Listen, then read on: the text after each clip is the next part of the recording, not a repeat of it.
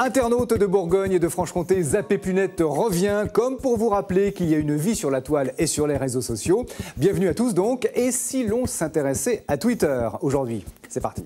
Juste avant les grandes vacances, on a beaucoup parlé de Twitter dans l'éducation nationale. Une prof de La Rochelle avait décidé de rester connectée à ses élèves pendant les révisions du bac grâce à ce réseau social où les abonnés conversent en se limitant à 140 petits caractères. Dans la foulée, Laurence Juin, c'est le nom de cette prof, a fait des adeptes, y compris en Bourgogne et en Franche-Comté. On en parlera dans un instant. Mais auparavant, jetons un coup d'œil sur l'expérimentation rochelaise. Reportage. Ce que je vous ai mis hier soir, je vous ai tweeté donc les liens qu'on avait abordés en cours. Un prof qui tweet en classe, c'est sans nul doute du jamais vu dans l'éducation nationale.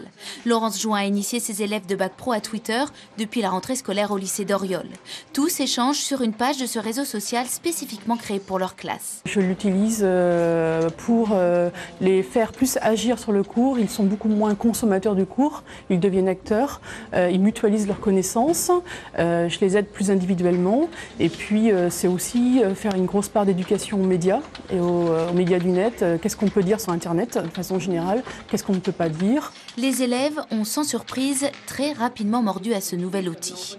C'est intéressant pour ceux qui n'osent pas prendre la parole en cours, qui sont assez timides et qui veulent demander des choses, parler à la prof ou même parler entre nous. Après les cours, certains jeunes ont leurs petites habitudes et restent connectés avec leur classe.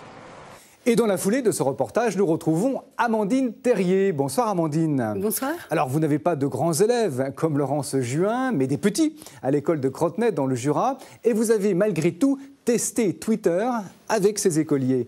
Racontez-nous. Avec ma classe de CE2, CM1, CM2, nous avons utilisé Twitter pour relater notre expérience lors d'une classe de découverte à Paris au mois de juin dernier.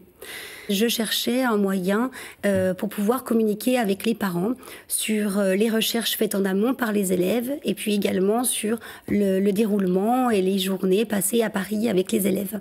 Donc ces élèves ont tweeté depuis Paris grâce à un smartphone, un téléphone. Comment les avez-vous préparés vous-même? Le projet a eu lieu en plusieurs étapes. Donc la première, nous avons appris ce qu'était ce nouveau réseau social, Twitter. Nous avons produit ensemble une charte d'utilisation pour un bon usage que les enfants ont donc signé et se sont engagés à respecter.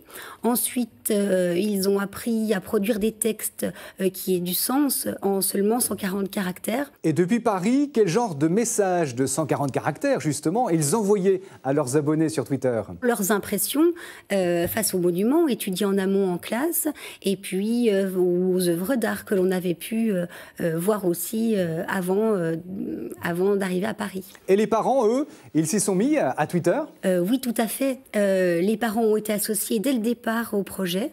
Ils ont reçu un tutoriel d'utilisation.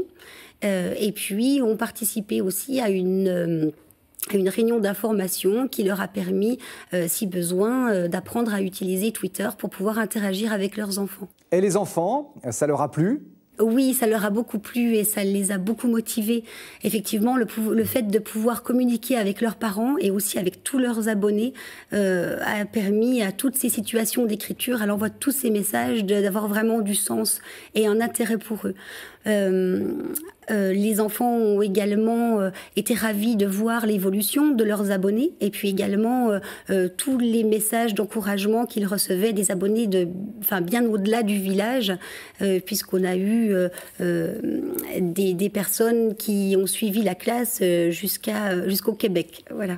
Alors, revenons à l'expérience de Laurence Juin à La Rochelle. Visiblement, elle vous a inspiré. Qu'est-ce qui vous plaît dans son utilisation de Twitter? C'est qu'elle a vraiment permis à ses élèves d'ouvrir sa classe sur l'extérieur. Ce qui m'a plu également dans son projet, c'est qu'elle a emmené les élèves à utiliser Twitter en dehors du cadre de la classe pour mener des débats, par exemple, autour d'une émission qu'elle leur conseillait de regarder. Très bien. Merci Amandine. Et les abonnés de Twitter peuvent suivre votre classe sur @Crotenay cycle 3. Et je vous rappelle que vous pouvez aussi suivre l'info sur Twitter en vous abonnant au compte @FR3 Franche-Comté ou